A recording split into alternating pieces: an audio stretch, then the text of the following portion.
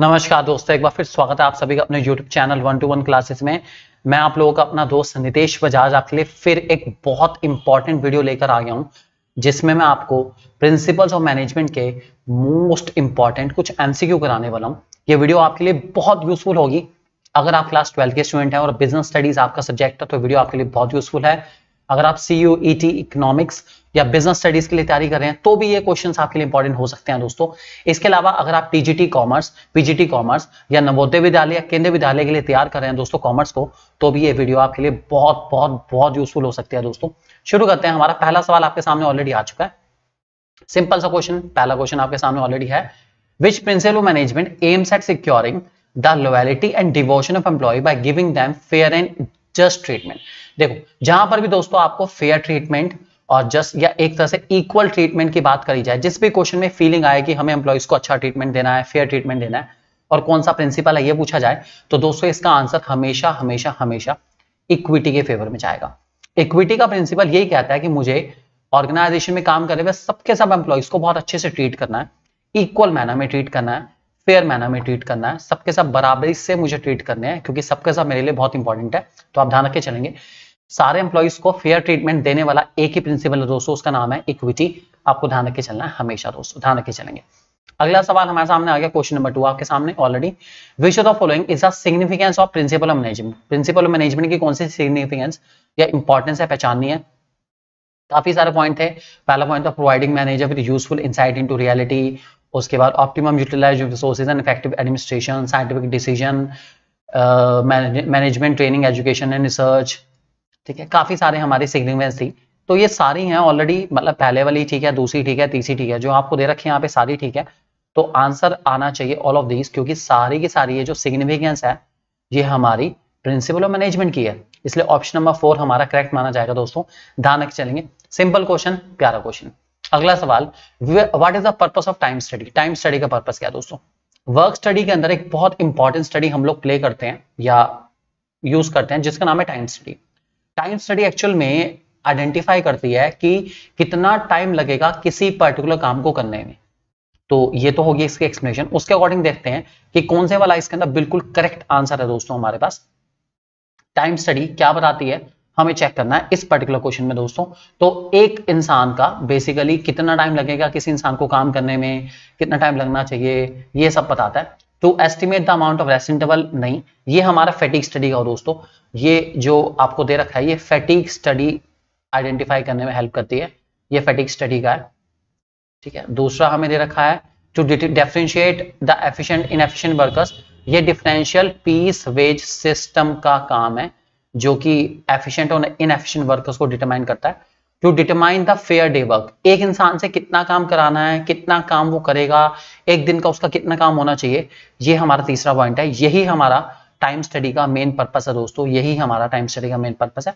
एक इंसान का फेयर वर्क कितना होना चाहिए, वो कितनी देर काम करेगा और कितना काम कर पाएगा, कितने प्रोडक्ट बना पाएगा, ये डिटरमाइन करना। और टू एलिमिनेट अननेसेसरी मोशन, ये हमारा मोशन स्टडी का दोस्तों, ध्यान रख के चलेंगे, ये आपकी मोशन स्टडी का मेन पर्पस है। तो मैंने आपको सारी स्टडी बता दी, कौन कौन से यहाँ जो ऑप्शन में गिवन है, आप लोग ध्यान रख के चलेंगे। तो हमारा करेक्ट आंसर है दोस्तों ऑप्शन नंबर 3। अगला सवाल question number 4, fuel says that discipline requires. Okay, discipline के लिए क्या चाहिए, क्या डिसिप्लिन के लिए गुड सुपीरियर चाहिए सारे लेवल पे। हाँ यार बिल्कुल चाहिए। क्या डिसिप्लिन के लिए एग्रीमेंट चाहिए, क्लियर और बिल्कुल फेयर एग्रीमेंट चाहिए। हाँ यार ये भी चाहिए बिल्कुल। क्या डिसिप्लिन के लिए पेनल्टीज फेयरली इंपोज करना जरूरी है। हाँ यार ये भी जरूरी है। तो क्या ऑल ऑफ दीज इसका आंसर होना चाहिए। हाँ यार, जब ऊपर के सारे ऑप्शन ही करेक्ट है तो ऑल ऑफ दीज, तो इसका आंसर 100% बनेगा ही बनेगा, इसलिए इसका आंसर है दोस्तों all of these. Option number 4 हमारा करेक्ट माना जाएगा, ध्यान रख के चलेंगे। नेक्स्ट क्वेश्चन, क्वेश्चन नंबर 5 हमारे सामने आ चुका है। Which are the following principles of management formulated by Taylor for managing an organisation scientifically. Okay, Taylor का प्रिंसिपल जो ऑर्गेनाइजेशन को साइंटिफिकली मैनेज करने में हेल्प करता है। ओके, कौन कौन से हैं टेलर के प्रिंसिपल, आपको पता है 4 है। पहले प्रिंसिपल का नाम है science not rule of thumb, harmony not discord, cooperation not individualism, और चौथे प्रिंसिपल का नाम है development of each and every person to his or her greatest efficiency and prosperity. भाई बहुत लंबा हेडिंग है, 4 प्रिंसिपल है। तो पहले वाला प्रिंसिपल तो है डेफिनेटली हार्मनी नॉट डिस्कॉर्ड है, ये भी है, साइंस नॉट ये भी है, सारे हैं यार, ऑल ऑफ दीज बिल्कुल सही, ऑल ऑफ दीज हमारा करेक्ट आंसर है।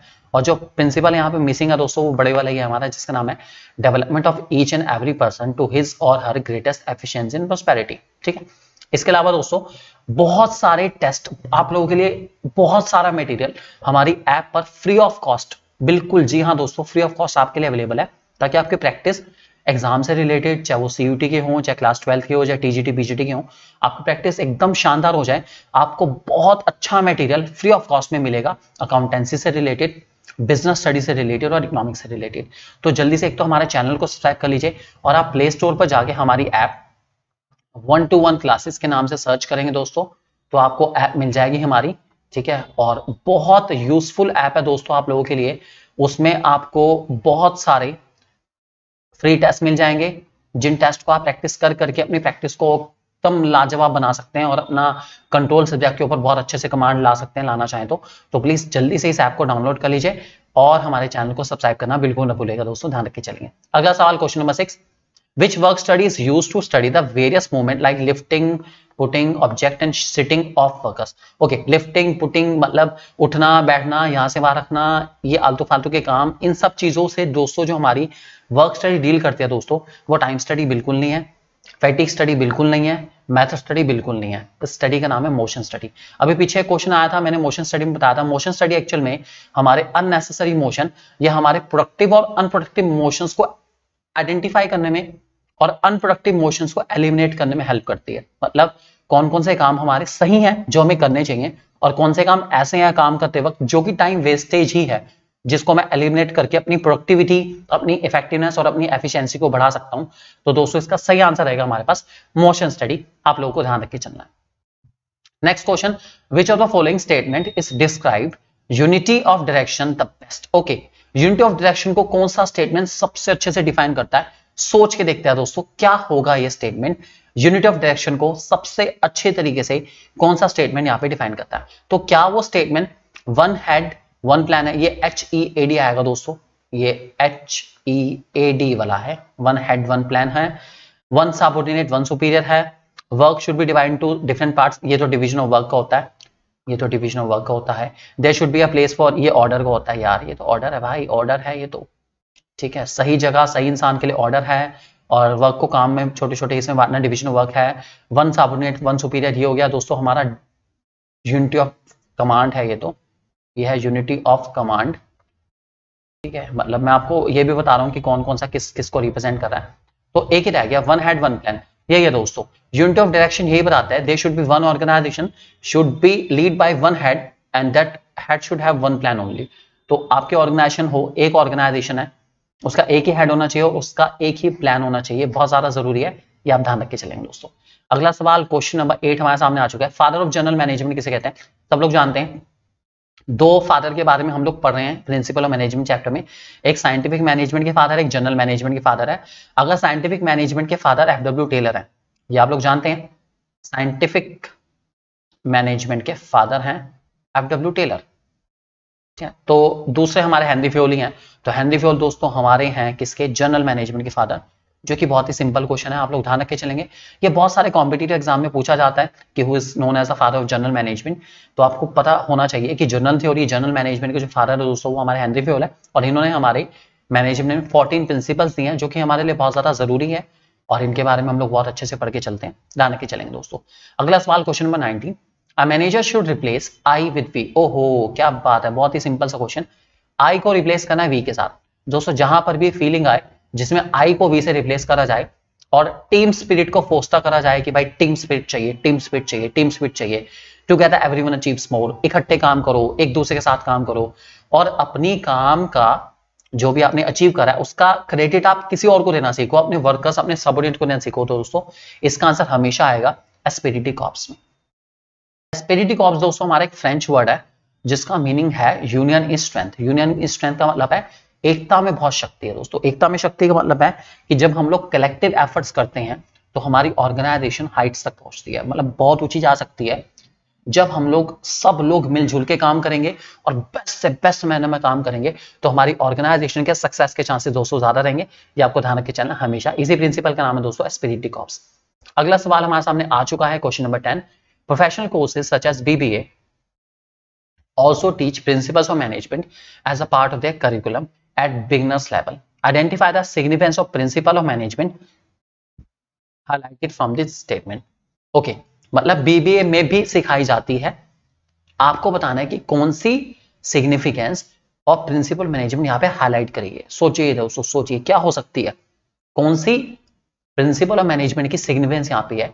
क्या बीबीए में उसको सिखाना बिगिनर लेवल पे, बीबीए आप लोग जानते हैं बैचलर ऑफ बिजनेस एडमिनिस्ट्रेशन, अर्थात किसी इंसान को बिजनेस को एक्सपेंड करना है, बीबीए एक बहुत ही फेमस कोर्स आप लोग जानते हैं, और उसको प्रैक्टिकली सिखाया जाता है पूरा पूरा। इसके लिए लोग ट्रेनिंग लेने जाते हैं, एजुकेशनल वर्क परस्यू करते हैं, रिसर्च वर्क परस्यू करते हैं, तो वहाँ पे अलग अलग कंपनी में जाके आपको ट्रेनिंग दी जाएगी कि ये काम ऐसे करा जा सकता है, ऐसे करा जा सकता है, ऐसे करा जा सकता है। बीबीए के बारे में आप जानते हैं, इंटर्नशिप भी होती है उसकी, आपको लोग अच्छे से पता है बीबीए एमबीए कोर्सेज के बारे में। तो कौन सा है, क्या ये providing manager with usefulness and into reality है? नहीं, बिल्कुल नहीं। क्या ये इफेक्टिव एडमिनिस्ट्रेशन है? नहीं, बिल्कुल नहीं। क्या ये चेंजिंग एनवायरनमेंट है? नहीं। यह है दोस्तों हमारा management training education and research. Actual में हमारा जो मैनेजमेंट है दोस्तों, या मैनेजमेंट के जो प्रिंसिपल है, वो आपकी ट्रेनिंग, वो आपके एजुकेशन, आपके रिसर्च में आपकी बहुत हेल्प करने वाले हैं। तो आपको इसको अलग अलग एजुकेशन इंस्टीट्यूशन में भी सीखना पड़ता है, और ट्रेनिंग में भी काम आते हैं, और आपके रिसर्च में आपकी बहुत बहुत बहुत हेल्प करते हैं दोस्तों। इसीलिए इसका सही आंसर रहेगा दोस्तों हमारा ऑप्शन नंबर 1। आप लोग ध्यान के चलेंगे। Okay, next move to the next question. Which of the functional foreman is responsible for the sequence of process of production? Sequence को कौन बताता है? सीक्वेंस क्या होगा प्रोडक्शन का? सीक्वेंस मतलब पहले ये स्टेप, फिर ये स्टेप, फिर ये स्टेप, फिर ये स्टेप, फिर ये स्टेप, ये स्टेप लेने का कौन बताने वाला? ओके, क्या वो गैंग बॉस है? गैंग बॉस स्टेप कैसे बता सकता है? Process no. रिपेयर बॉस तो भैया देखता है कि रिपेयरिंग का कुछ काम है, या चेक करता है कि सारी की सारी मशीनें ठीक से चल रही है नहीं चल रही, इस बात को चेक करता है। क्या वो स्पीड बॉस है? नहीं, बिल्कुल नहीं। वो है हमारा रूट क्लर्क, नाम भी बता रहा है रूट। रूट क्लर्क वो है जो हमारे रूट ऑफ प्रोडक्शन को स्पेसिफाई करता है कि मेरे को कैसे कैसे कैसे कैसे कैसे कैसे और किस रूट के थ्रू प्रोडक्शन करना है दोस्तों। तो इसका सही आंसर ऑप्शन नंबर 3 आप लोग ध्यान रख के चलेंगे, that is root clerk. Next question दोस्तों काफी बड़ा सा है हमारा, ओह माय गॉड। इसमें आपसे पूछा गया प्रिंसिपल ऑफ मैनेजमेंट जो वायलेट हुआ है। ओके, देखते हैं भाई, पढ़ लेते हैं। इसका आंसर हम लोग कोशिश करेंगे कि बिना ऑप्शंस के ही आइडेंटिफाई करें। Sanjay worked as a plant superintendent in a shoe manufacturing company. Due to increased demand of sales manager incentive the worker to faster the production, the production manager asked the worker to work overtime. Okay, जल्दी नहीं भाई, overtime करो. Instead of increasing the speed to maintain the quality of production, whereas the finance manager strictly against the practice of overtime because it will increase the cost of production. Identify the principle of management violated the above case. Okay, क्या हो सकता है भाई? एक कह रहा है कि डिमांड ज्यादा है, आप अपना ओवरटाइम करो, ओवरटाइम करो, ओवरटाइम करो, ओवरटाइम ओवरटाइम। भाई बहुत ओवरटाइम करना पड़ेगा, ओवरटाइम करना पड़ेगा। जबकि दूसरा कह रहा है कि यार ओवरटाइम करोगे तो भैया पैसा भी ज्यादा देना पड़ेगा। क्या करें, क्या करें, क्या करें? एक कुछ कह रहा है, दूसरा कुछ कह रहा है। जहां एक हमारा सुपरिटेंडेंट कुछ और बात कर रहा है, दूसरा हमारा सुपरिटेंडेंट कुछ और बात कर रहा है। भाई फाइनेंस मैनेजर कह रहा है कि ओवरटाइम नहीं करना है, जबकि प्रोडक्शन मैनेजर कह रहा है ओवरटाइम करना है। एक इंसान वर्कर को कह रहा है तुम ये करो, ठीक है, दूसरा इंसान वर्कर को कह रहा है तुम ये करो। अब वर्कर हमारे कंफ्यूज हैं कि वो क्या करे और क्या ना करे। यार ये हो जाता है इंसान के साथ यार, कि वर्कर बेचारे कंफ्यूज हो जाएंगे। तो जो प्रिंसिपल यहाँ पे वायलेट हुआ है दोस्तों, उसका नाम है यूनिटी ऑफ कमांड। वर्कर को दो इंसानों से ऑर्डर मिल रहे हैं, एक इंसान कुछ कह रहा है, दूसरा इंसान कुछ कह रहा है, तो यूनिटी ऑफ कमांड वायलेट हो गया दोस्तों हमारा। ये आप लोग ध्यान रख के चलेंगे। जब भी यूनिटी ऑफ कमांड वायलेट होगा, कंफ्यूजन क्रिएट होगा, तो वर्कर समझ नहीं पा रहे कि किसकी बात माने और किसकी बात ना माने। इसलिए इसका दोस्तों सही आंसर है हमारा principle of unity of command. आप लोग ध्यान रख के चलेंगे। अगला सवाल फिर क्वेश्चन का काफी बड़ा है, पढ़ते एक बारी। इसमें भी विच principle of management describe the para. Okay, कौन सा प्रिंसिपल ऑफ मैनेजमेंट यहाँ पे डिस्क्राइब करा गया, आपको ये पहचानना है क्वेश्चन में दोस्तों। ध्यान से देख के चलते हैं। क्या है? Ram enterprise is manufacturing LED bulbs to save electricity and running under heavy losses. To revive from losses the management thought of shifting the unit to backward area where labour is available at low cost. The management also asked the worker to work overtime without any additional payment and promised to increase wages of the worker after achieving its mission. Within a short period, the company started earning profit because both the management and workers honored their commitment. Wow, company ने promise अपना पूरा करा है। देखो जहां पर भी दोस्तों कमिटमेंट की बात आए, ठीक है, कमिटमेंट ये वर्ड बहुत इंपॉर्टेंट है हमारे लिए। ये वर्ड की वैल्यू बहुत ज्यादा है। एक तो कमिटमेंट वर्ड, और दूसरा जहां पर भी प्रॉमिस। मैनेजमेंट ने प्रॉमिस करा और अपने कमिटमेंट को पूरा करा। वादा सिर्फ करने से काम नहीं चलता, वादा निभाना भी पड़ता है। जहां पर भी इस टाइप की फीलिंग आपको क्वेश्चन में नजर आए, इसका आंसर हमेशा हमेशा हमेशा डिसिप्लिन के फेवर में रहेगा दोस्तों, ध्यान रख के चलेंगे। डिसिप्लिन ना केवल एनवायरमेंट क्रिएट करता है ऑर्गेनाइजेशन में सिस्टमैटिक, बल्कि ये भी बताता है कि लोगों को अपने कमिटमेंट्स को पूरा करना चाहिए। अगर आप कोई कमिटमेंट कर रहे हैं तो आपको अपने कमिटमेंट्स को पूरा करना चाहिए ही चाहिए, बहुत ज़्यादा ज़रूरी है। अपने कमिटमेंट्स को ऑनर करना ये बहुत ज़्यादा ज़रूरी है, ये हमारे डिसिप्लिन सिखाता है। और जो लोग अपने कमिटमेंट को ऑनर करते हैं वो लोग बहुत अच्छी सक्सेस अचीव कर पाते हैं लाइफ में। नेक्स्ट क्वेश्चन नंबर 14 आ चुका है आपके सामने। विच principle of fuel is applied by mister Sharma? Fuel का प्रिंसिपल पहचानना यार कोई दिक्कत वाली बात नहीं, बहुत ही सिंपल सा है। Mister Sharma, finance manager of XYZ limited, applied for leave to attend a family function in Amritsar. The director of the company requested him to cancel his leave as there is an important meeting scheduled on that date. Mr. Malhotra immediately agreed and cancelled his trip as he thought attending meeting is more important for company benefit. Which principle of fall applied by Mr. Sharma? Okay, क्या करे भाई, सोचना पड़ेगा question में क्या है। Meeting रखी गई है, ठीक है, यहां पर एक तो मिस्टर शर्मा आएगा, मिस्टर शर्मा ने कैंसिल करी है मीटिंग, ठीक है, ध्यान रख के चलेंगे, हो जाती है थोड़ी बहुत मिस्टेक। तो शर्मा जी को कहा गया भैया मीटिंग कैंसिल नहीं हो सकती, आप अपनी शादी पे जाना कैंसिल कर दीजिए क्योंकि बहुत इंपॉर्टेंट मीटिंग है। तो ये क्या है, और शर्मा जी ने बात मान भी ली। क्या बात है शर्मा जी, आप तो गजब है, बहुत बढ़िया। तो ये कौन सा प्रिंसिपल है फ्यूल का कि उसने अपने पर्सनल इंटरेस्ट को प्रमोट ना करते हुए शादी पे जाना उसका पर्सनल मैटर है, ऑर्गेनाइजेशनल मैटर को ज्यादा इंपॉर्टेंस दी है। तो यह है दोस्तों हमारा principle of division of individual interest to the general interest.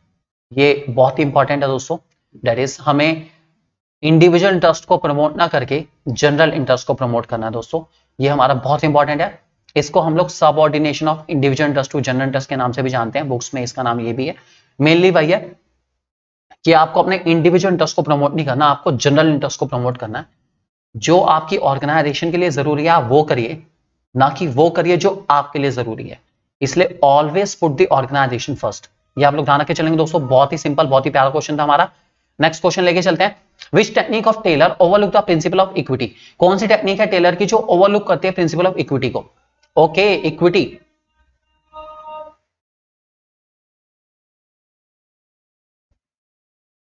Taylor की कौन सी टेक्निक है दोस्तों जो ओवरलुक कर जाती है प्रिंसिपल ऑफ इक्विटी को? सोचना पड़ेगा यार कौन सी, क्या वो डिफरेंशियल पीसवे सिस्टम है, क्या फंक्शन फॉर्मेनशिप है, मेथड स्टडी है, मोशन स्टडी है? दोस्तों उसका सही आंसर है हमारा डिफरेंशियल पीसवे सिस्टम। डिफरेंशियल पीसवे सिस्टम कहता है कि हर इंसान को अलग अलग काम मिलना चाहिए और जो इंसान ज्यादा काम कर रहा है उसको ज्यादा पैसे मिलेंगे, जबकि इक्विटी कहता है भाई जो लोग एक लेवल पे काम कर रहे हैं सबको पैसा इक्वल दो। डिफरेंशियल पीसवे सिस्टम कहता है कि जो इंसान ज्यादा मेहनत कर रहा है, ज्यादा काम कर रहा है, उसको ज्यादा पैसा मिलना चाहिए। तो 15 का आंसर दोस्तों हमारा जो करेक्ट रहेगा वो रहेगा ऑप्शन नंबर 1। आप लोग ध्यान रखे चलेंगे दोस्तों, बहुत ही सिंपल सा क्वेश्चन है, ध्यान रखेंगे इस बात को। अगला क्वेश्चन नंबर 16, काफी बड़ा सा क्वेश्चन है। इसमें आपसे पूछा गया है which technique of scientific management is applied by mister Rajeev? Technique पूछी गई है साइंटिफिक मैनेजमेंट की, मेथड, मोशन, फटीग, बहुत सारी होती हैं, पढ़ना पड़ेगा क्वेश्चन को। Mister Rajeev the owner of Lakshmi dairy, he is producing various milk product, he always test various ways of producing different product and chooses the best and the most economical way of production. भाई जहां पर भी ना वे of production पूछा जाए या veg, बहुत सारे तरीके हैं, मतलब मेथड की बात चल रही है, फिर भी एक बार पढ़ लेते हैं क्वेश्चन को। He is also very particular about fixing a place for everything and make sure that all the employees are given a fixed place for everything, and he makes sure that all the employees are given fixed place so that there is no wastage of time and delay in production. Technique पहचाननी है दोस्तों, कौन सी है? तो दोस्तों ये जो हमारी टेक्निक है इसका नाम है मेथड स्टडी।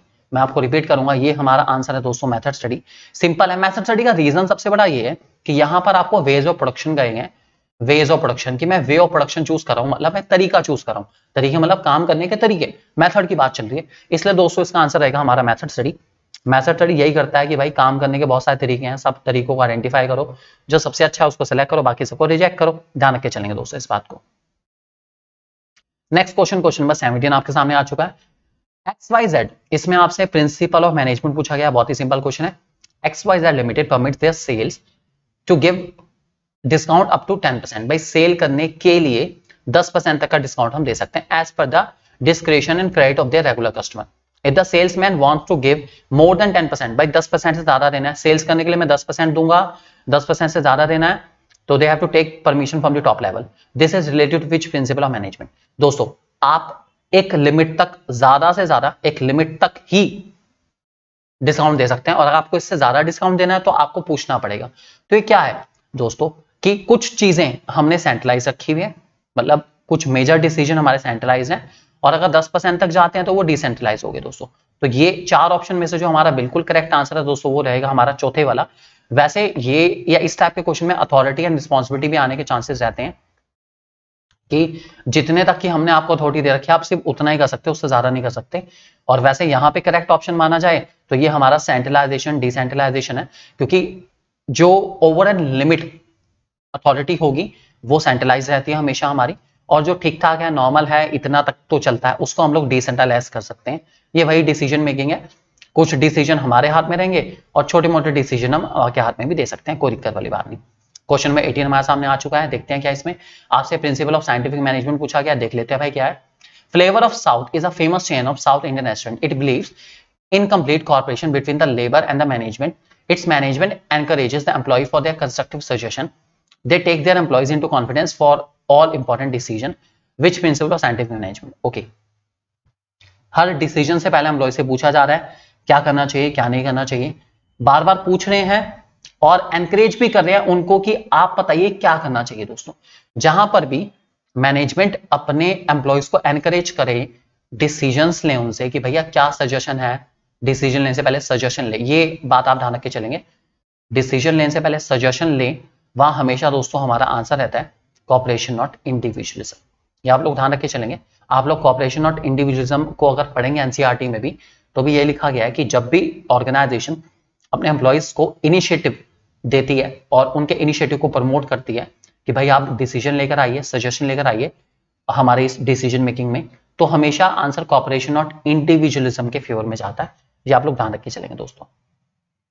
नेक्स्ट क्वेश्चन में आपसे पूछा गया है nature of principle of management आपसे पूछा गया है। The principle of management are intend to apply all types of organization, business as well as non business, small as well as large, public sector as well as public private enterprise. हर जगह apply हो जाते हैं भाई, कोई दिक्कत नहीं है, प्रिंसिपल मैनेजमेंट हर जगह अप्लाई हो जाते हैं। तो इसका आंसर रहेगा दोस्तों हमारा universally applicability. Principal of management universally applicable है, आप इसको कहीं भी अप्लाई करो, छोटी ऑर्गेनाइजेशन, बड़ी ऑर्गेनाइजेशन में, उससे बड़ी ऑर्गेनाइजेशन में, और आप इसको प्राइवेट में करो या पब्लिक में करो, आप बिजनेस में करो या नॉन बिजनेस में करो, कहीं भी करो, ये यूनिवर्सली एप्लीकेबल है, हर जगह अप्लाई हो सकता है दोस्तों, बहुत आसानी से हो सकता है, ध्यान रखे चलेंगे। अगला सवाल हमारे सामने आ चुका है, which principle of scientific management states that one best method of doing work should be developed through study and analysis to maximise efficiency. दोस्तों कौन सा प्रिंसिपल ये बताता है कि आपको बेस्ट मेथड को आइडेंटिफाई करना है। ये प्रिंसिपल दोस्तों हमारा सिर्फ एक ही है, जिस प्रिंसिपल का नाम है दोस्तों हमारे पास science not rule of thumb. Science not rule of thumb कहता है कि आपको डिसीजन मेकिंग को थोड़ा साइंटिफिक करना पड़ेगा, बहुत सोच समझ के चलना पड़ेगा, आपकी डिसीजन मेकिंग लॉजिक के ऊपर बेस्ड होनी चाहिए, हर चीज के पीछे लॉजिक होना चाहिए, ब्लाइंडनेस नहीं चलेगी, लॉजिक चाहिए, और जहां लॉजिक आएगा वहां आप बेस्ट मेथड को आइडेंटिफाई करने की कोशिश करोगे, भाई सबसे अच्छा तरीका काम करने का क्या है, और उसी को या उसी से काम करेंगे तो आपको फायदा डेफिनेटली होने वाला है। ये आप लोग ध्यान रख के चलेंगे दोस्तों। नेक्स्ट क्वेश्चन, क्वेश्चन नंबर 21 आ चुका है। प्रिंसिपल मैनेजमेंट आर फॉर्म्ड, कैसे फॉर्म होते हैं प्रिंसिपल मैनेजमेंट, भाई क्या करें क्या करें क्या करें। तो क्या प्रिंसिपल मैनेजमेंट लैबोरेटरी में फॉर्म होते हैं, एक्सपीरियंस ऑफ मैनेजर से फॉर्म होते हैं, एक्सपीरियंस ऑफ कस्टमर से फॉर्म होते हैं, प्रोपेगेशन ऑफ सोशल साइंटिस्ट से फॉर्म होते हैं, नहीं भाई। प्रिंसिपल मैनेजमेंट को फॉर्म करने के लिए मुझे लगता है मैनेजर्स को अपने एक्सपीरियंसेस को और अपनी विजडम्स को, अपने मन की आवाज को, अपनी अंतरात्मा की आवाज को, अपने एक्सपीरियंसेस को, अपने ऑब्जर्वेशंस को एडअप करना पड़ता है। तो ऑप्शन नंबर 2 हमारा करेक्ट माना जाएगा दोस्तों। प्रिंसिपल मैनेजमेंट बनाने के लिए हमें अपने एक्सपीरियंसेस और विजडम को प्लस करना पड़ता है, ध्यान रख के चलेंगे दोस्तों। अगला सवाल, the concept of mental evolution as prescribed by Taylor involves a change in the mindset of dash. Mental evolution में किसका माइंडसेट चेंज होता है, बता देता हूं मेंटल एवोल्यूशन का मतलब क्या होता है। मेंटल एवोल्यूशन एक ऐसा वे है, एक ऐसा तरीका है जिसमें मैं अपनी ऑर्गेनाइजेशन के जो वर्कर्स और मैनेजमेंट है उनके माइंडसेट को चेंज करता हूं, मतलब वर्कर्स और मैनेजमेंट के माइंडसेट को चेंज करता हूं एक दूसरे के प्रति, ठीक है, और उन्हें समझाता हूं कि भैया सीधी सी बात है, अगर सर्वाइव करना है, लंबे रन में सर्वाइव करना है, तो आपको एक दूसरे के साथ कोऑपरेट करके चलना पड़ेगा, कंपटीशन को हटाओ, कोऑपरेशन को लाओ, मतलब हम इंडस्ट्रियल पीस को प्रमोट करेंगे, हमारी इंडस्ट्री में शांति का माहौल रहे, वर्कर्स मैनेजमेंट एक दूसरे की इंपॉर्टेंस को समझे, भेदभाव ना करें एक दूसरे के प्रति, और एक दूसरे के साथ कोऑपरेट करके चले, हमें ये समझाना है। तो क्या मेंटल एवोल्यूशन में वर्कर चेंज होते हैं मैनेजमेंट के लिए, या मैनेजमेंट चेंज होता है वर्कर्स के लिए, या वर्कर्स या मैनेजमेंट एक दूसरे के प्रति चेंज होते हैं और कंपटीशन से कॉपरेशन की तरफ आते हैं, या कस्टमर तो छोड़ दो यार, मेंटल रेवोल्यूशन हमारा रिलेट करता है वर्कर्स और मैनेजमेंट से, वर्कर्स मैनेजमेंट एक दूसरे के प्रति चेंज हो और दोनों कंपटीशन से कॉपरेशन की तरफ आए, बस हम यही चाहते हैं और कुछ नहीं, कॉर्पोरेट करें एक दूसरे के साथ, यही हम चाहते हैं, हमारा यही मेन टारगेट है। Next question, how are principle of management are significant because, okay principle management significant क्यों है, क्यों है क्यों है क्यों है क्यों है क्यों है इतना ज्यादा जरूरी, why principle management are so much significant, क्यों जरूरी है, क्या वो एफिशिएंसी बढ़ाने में हेल्प करते हैं, क्या वो इनिशिएटिव को प्रमोट करते हैं, क्या वो टेक्नोलॉजी अडॉप्ट करने में हेल्प करते हैं, या क्या वो ऑप्टिमम यूटिलाइजेशन में हेल्प करते हैं रिसोर्सेज की। दोस्तों मुझे लगता है ऑप्टिमम यूटिलाइजेशन हमारा मेन और बहुत ही इंपॉर्टेंट टारगेट है जो एक ऑर्गेनाइजेशन पाना चाहती है। क्यों पाना चाहती है, जब भी आप अपने रिसोर्सेज को ऑप्टिमम यूटिलाइज करोगे तो आपकी कॉस्ट कम आएगी, कॉस्ट कम आएगी तो आपका ऑर्गेनाइजेशनल ऑब्जेक्टिव पूरा हो जाएगा, टारगेट पूरे हो जाएंगे। तो टारगेट पूरे करने बहुत जरूरी है, कॉस्ट कम आए, खर्चा कम हो, प्रॉफिट ज्यादा हो, हर इंसान यही चाहता है, इसलिए ऑप्टिमम यूटिलाइजेशन के लिए मेरे प्रिंसिपल मैनेजमेंट बहुत ज्यादा जरूरी है, आप ध्यान रखे चलेंगे। नेक्स्ट क्वेश्चन, क्वेश्चन 25 आ चुका है, how are principal management are form, कैसे फॉर्म होते हैं यार, ये तो मैंने बताया था अभी आपको, ये फॉर्म होते हैं एक्सपीरियंस ऑफ मैनेजर से, ये आप लोग ध्यान रखे चलेंगे, एक्सपीरियंस ऑफ मैनेजर से हमारे प्रिंसिपल मैनेजमेंट फॉर्म हो सकते हैं। लास्ट क्वेश्चन दोस्तों हमारे सामने आ चुका है, हेनरी फॉल कौन थे, इसका आंसर तो आपको ही पता, हेनरी फॉल दोस्तों एक माइनिंग इंजीनियर थे, ये आप लोग जानते हैं, बहुत अच्छे से आप लोगों ने करा है, ये आप लोग ध्यान रखे चलेंगे दोस्तों, ध्यान रखेंगे। यह था दोस्तों हमारा बहुत ही इंपॉर्टेंट टॉपिक, ये आप लोग ध्यान रखे चलेंगे। और अगली वीडियो दोस्तों मैं आपके लिए लेकर आने वाला हूँ बिजनेस एनवायरनमेंट से रिलेटेड बहुत सारे हम लोग एमसीक्यू करेंगे आपके लिए, तो stay tuned to on YouTube channel 1-to-1 classes, channel को जल्दी से सब्सक्राइब कर लीजिए और हमारी ऐप को डाउनलोड करना बिल्कुल मत भूलिएगा दोस्तों, आपका अपना यूट्यूब चैनल 1-to-1 क्लासेस दोस्तों। Thank you very much for being with us, God bless you and take care.